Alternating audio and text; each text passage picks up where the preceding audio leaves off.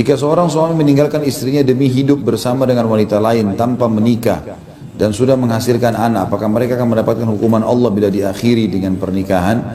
Apakah tolak telah jatuh jika perbuatan suami seperti itu? Tentu saja akan dapat hukuman, itu kan zina.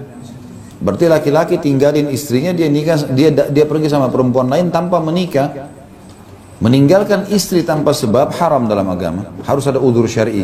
Sebagaimana perempuan kalau mau mengajukan cerai, harus ada udzur syar'i. Yang masalah yang lain adalah kalau dia pergi sama perempuan lain sampai punya anak dan karena berzina, bukan menikah. Dihukum sama Islam. Nggak bisa. Bagaimana kalau mereka akhirnya menikah? Ya itu beda lagi kita bahas. Kalau mereka hanya menikah, setelah akad nikah ke depan sesuatu halal. Tapi sebelumnya adalah sesuatu yang haram. Apakah tolak telah jatuh dengan perbuatan suami seperti itu? Kalau kepada istri pertamanya tidak. Sampai ada pengucapan.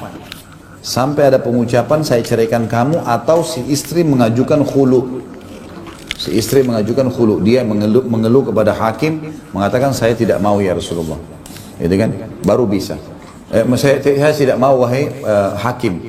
Seperti di zaman Nabi SAW ada Thabit dan istrinya.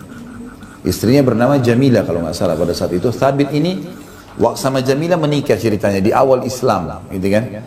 Belum ada banyak laki-laki muslim waktu itu. Yang terjadi, teman-teman sekalian, pada saat mereka menikah, terus kemudian hijrah ke Madinah, terus makin banyak orang-orang muslim. Rupanya si Jamilah ini, istrinya Thabit ini, dia kalau lihat suaminya jalan sama laki-laki lain, suaminya kelihatan jelek sekali. Iya. Pendek, hitam, gemuk, gitu. Iya, itu memang begitu hadisnya ya. Jadi dia bilang, ya Rasulullah, dia ngeluh. Jamilah datang kepada, ya Rasulullah, saya setelah berjalan kehidupan rumah tangga sama Thabit ini, saya tidak cela agamanya, saya nggak cela juga akhlaknya. Tapi setiap kali saya lihat dia jalan sama laki-laki lain, saya jadi nyesal nikah. Boleh nggak ya Rasulullah, saya mau cerai. Kata Nabi SAW, kau mau kembalikan ditanya Thabit dulu. Hai Thabit, apa pendapatmu? Ya Rasulullah, saya udah kasih harta saya yang paling mahal. Thabit orang kaya, ada kebun kurma besar, saya sudah jadikan mahar. Kenapa kok spontanitas minta cerai? Ya.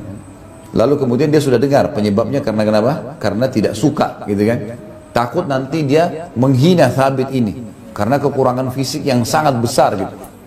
Maka kata Nabi SAW kepada Jamilah ini, kau mau kembalikan gak maharnya? Mau ya Rasulullah, kalau perlu saya tambah maharnya. Pokoknya saya mau cerai. Maka akhirnya Nabi SAW suruh kembalikan dan terceraikanlah pada saat itu. Tapi di sini yang jadi saksi bahasan apa? Tidak spontan putus, harus datang kepada hakim putuskan. Ya. Dari tadi kan ditanya, apakah spontan putus? Cerai itu enggak jatuh cerai. Karena suami sama sekali tidak pernah pulang, memberi nafkah hanya untuk anak saja. Tentu di sini tidak terjadi cerai. Yang ibu lakukan, yang penanya lakukan ini adalah mengajukan kepada hakim, mengajukan ke pengadilan, nanti laporkan semua, pengadilan akan menghakimi itu. Ya. Ini banyak pertanyaan di sini. Kalau dalam hadis ini iya, tapi di sini betul-betul memang ulama gambarkannya. Memang Thabit ini luar biasa kekurangan yang dimiliki. Jadi jangan sampai ini ibu-ibu jadikan alasan ya. Sekarang suaminya sudah tua, kayaknya sudah tua itu. Sudah boleh, itu bukan. Ya, ibu tidak boleh bohongin Allah. Pada saat ibu nikah awal sama suami, lihat ganteng nggak? Ganteng, ya sudah. Itu dipegang terus sampai mati. Nggak boleh kita bilang, sekarang jelek, nggak bisa. Ya. Jadi memang waktu itu Thabit kelihatan memang punya, dan perempuan ini mau menyelamatkan agamanya pada saat itu.